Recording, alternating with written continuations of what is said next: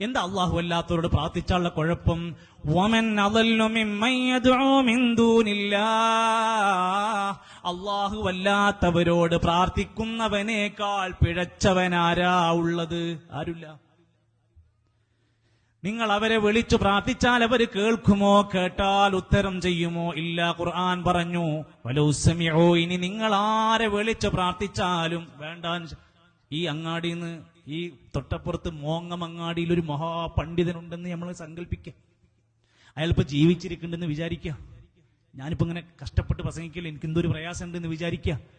ഞാൻ ഈ മോങ്ങത്ത് കിടക്കുന്ന ഏതോ ഒരു മഹാപണ്ഡിതനായൊരു വലിയൊരു വലിയുണ്ടെങ്കിൽ ഇവിടുന്ന് അയാൾ ജീവിച്ചിരിക്കുന്ന കാലത്ത് അയാളോട് പ്രാർത്ഥിച്ചാൽ ആ കാര്യം നടക്കുമോ? കേൾക്കൂല. ഫോൺ വിളിച്ചാൽ തന്നെ ഓല് പറയും നിങ്ങൾ എന്തൊന്നും റേഞ്ചിലോടത്തേക്ക് ഇങ്ങോട്ട് കേൾക്കണില്ല.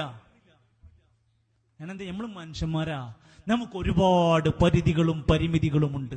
നമ്മൾ സൃഷ്ടികളാ, നമ്മൾ മരിക്കും, നമ്മൾ ജനിക്കുന്ന പോലെ നമ്മൾ മരിക്കും, രോഗം വരും, വയസ്സാകും, കണ്ണിന് തിമിരം ബാധിക്കും. എന്നാൽ അല്ലയോ, അല്ലാഹു ലാ ഇലാഹ ഇല്ലാഹു വൽ ഹയ്യുൽ ഖയ്യൂം ലാ തഖുദുഹു സിനത്തും വലാ നൗം, മരണമില്ല, ഉറക്കമില്ല, ഒരു ചെറിയ മയക്കം പോലും വരാത്ത ലാ ഇലാഹ ഇല്ലാഹു, അവനല്ലാതെ ഒരു ഇലാഹില്ല.